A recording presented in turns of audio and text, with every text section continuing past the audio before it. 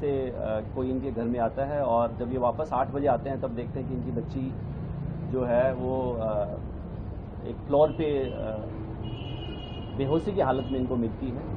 फिर ये उसको तुरंत स्कॉट हॉस्पिटल में लेके जाते हैं 40 NFC एरिया में, और वहाँ पे डॉक्टर इनको ब्रॉड डेड डिक्लेयर कर देते हैं बच्ची को।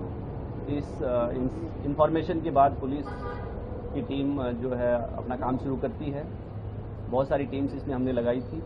प्रारंभिक जानकारी के बाद जो डाउट है वो जो इनका एक नौकर था राहुल मीणा, जिसको करीबन 1.5 महीना पहले इन्होंने किसी वजह से निकाला था, उसके ऊपर जाता है, जिसके बाद में हमें CCTV फुटेजेस भी मिलते हैं और साथ ही बहुत सारे आई विटनेसेस से पता चलता है कि वो सुबह इस घर में आया था।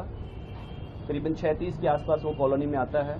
6:39 के आसपास वो घर के अंदर प्रवेश करता है और करीबन 7:20 पे वो घर से निकल जाता है। इस दौरान ये घटना उसने की है। उसके बाद बहुत सारी टीम्स आगे की जानकारी के हिसाब से काम करती हैं और इसमें हमने करीबन 15 से ज़्यादा टीम्स अलग अलग एरियाज में भेजी थी, खास करके राजस्थान में जहाँ का ये रहने वाला था, राजगढ़ तहसील अलवर में, जयपुर, दौसा और इसके अलावा बहुत सारी टीम्स और इलाकों में, खास करके दिल्ली के अलग अलग इलाकों में जहाँ पे इसकी रहने की संभावना थी। करीबन शाम को इसको हमने द्वारका के एक ओयो होटल से इसको हमने अरेस्ट कर लिया है और इससे आगे की पूछताछ अभी की जा रही है। इस घटना में जो हमें बहुत ही अच्छे एविडेंस हमारे पास है, जिसके बेसिस पे हम एक बहुत ही स्ट्रॉन्ग केस जो है कोर्ट में सबमिट करेंगे ताकि इसको कड़ी से कड़ी सजा मिले। सर, क्यों इसने जो है इस पूरी घटना को अंजाम दिया और सेक्सुअल असॉल्ट की भी बात आ रही है, उसमें कितनी सच्चाई है? और जब ये आ रहा है तो इसने वाइट पैंट पहनी हुई थी और घर से एग्जिट करते हुए इसकी ब्लैक पैंट पहनी हुई थी। इस सर्वेंट को इन्होंने करीबन 1 साल पहले रखा था अपने ही ऑफिस में। एक जो इनका जूनियर है उसके रेफरेंस से इनको एक नौकर की ज़रूरत थी, सर्वेंट की ज़रूरत थी, तो जैसे एक रेफरेंस से रखा जाता है इस तरीके से उन्होंने रखा था उसको 1.5 महीने पहले। इसलिए उसी रेफरेंस को बोला गया था कि आप इसको हटा दीजिए, क्योंकि इसकी बहुत सारी पैसा उधार मांगने की शिकायतें आई हैं। ये जानकारी में पता लगा कि ये ऑनलाइन गेम्स खेलता था और बहुत सारे जो आसपास के सर्वेंट्स हैं या जो घरों में काम करने वाला स्टाफ है उन लोगों से ये उधार लेता था और फिर पैसे वापस नहीं करता था। तो इस बात की जब जानकारी हमारे जो आज के केस में जो हमारे कंप्लेनेंट हैं IRS ऑफिसर, उनको पता चली तो उन्होंने अपने स्टाफ को बोला कि यार ये लड़का ठीक नहीं है, इसको निकाल देना चाहिए। तो इसको करीबन 1.5 महीना पहले निकाल दिया गया था। ये चला गया था, उसके बाद से दोबारा नहीं आया था, आज ही आया था। जहाँ तक बात है कपड़े उसकी चेंज करने की, तो उसने घटना के बाद जो है अपनी ट्राउजर और जूते चेंज किए हैं।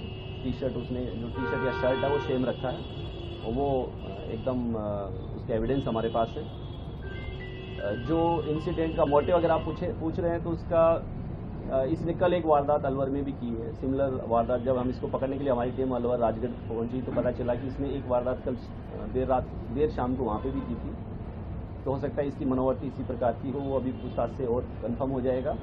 साथ ही क्योंकि इसको लग रहा था कि इसको यहाँ से निकाला गया है तो ग्रज हो सकता है, बट वो सब जानकारियाँ कंफर्म होंगी एक बार इससे जब डिटेल में पूछताछ होगी, जो कि अभी नहीं हो पाई। अलवर का क्या इंसिडेंट है सर?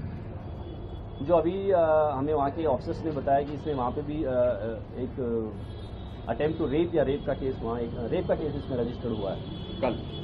सर इस केस में भी क्या सेक्सुअल असॉल्ट हुआ था सर, या कोई रेप का ऐसा है? यस, इसमें हमने रेप और मर्डर के धाराओं में साथ ही रॉबरी के धाराएं लगाई हैं और केस रजिस्टर किया है। सर, क्या नौकर ने बैग में रखे थे और उस बैग को लेकर के जा रहा था घर से, और सीक्वेंस क्या था कि क्योंकि उस वक्त लड़की जो है ऊपर पड़ रही थी? जैसा मैंने बताया कि इसने जो घर में एंट्री है करीबन 6:39 पे की है। जो प्रारंभिक जांच से पता चला है कि इसको इस बात की जानकारी थी कि घर में एंटर करने की जो की है वो कहाँ रखी जाती है, क्योंकि वो एक मेड के लिए एक्स्ट्रा की घर में रखी गई थी। मेड अभी जो है वो कुछ दिन के लिए छुट्टी पे गई थी, बट जो की है वो एक गुप्त जगह पे घर के बाहर रखी जाती थी, जिसके बारे में इसको जानकारी थी। तो उसने इस तरीके से एंट्री की है। बच्ची का जो रूम है वो घर के अंदर से स्टेयर्स के ऊपर जाके एक फ्लोर पे है। मोस्ट प्रोबेबली जो है ये ऊपर गया है और घटना का अंजाम दिया है, और उस घटना को अंजाम देने के बाद ये निकल गया है और फिर जो मेन बिल्डिंग है उससे इसने राइट टर्न लेके बाहर चला गया। सर ये जब सोसाइटी के अंदर एंट्री कर रहा है तो तब इसका देख रहे हैं कि इसने एक तो पैंट दूसरे रंग की पहनी हुई थी और एग्जिट करते हुए दूसरे रंग की, लेकिन इसके उस पास उस वक्त पिट्ठू बैग नहीं था। एग्जिट करते हुए पिट्ठू बैग नहीं था। पिट्ठू बैग दोनों सीसीटीवी में है। दोनों में। अच्छा, तो ये क्या कपड़े साथ में लेके आया था? ये अभी पूछताछ में। और कुछ लूटपाट भी की है घर में इसने? यस, इसने घर में एक जो उनका कबर्ड है उसमें रैन चेक किया है, और जैसा कि हमें कंप्लेनेंट साइड से पता चला कि उन्होंने करीबन 2 या 2.5 लाख रुपए जो है ये शायद लेके गया था वहाँ से कैश। यस, और कुछ रिकवरी हमें हुई है जिसके बारे में हम बाद में आपको डिटेल में जानकारी देंगे। सर आज वापस आने का इसका कोई स्पेशल मोटिव था? ये आपने कहा हाँ, ये अलवर की जांच कराई को अंजाम देने के लिए आया था।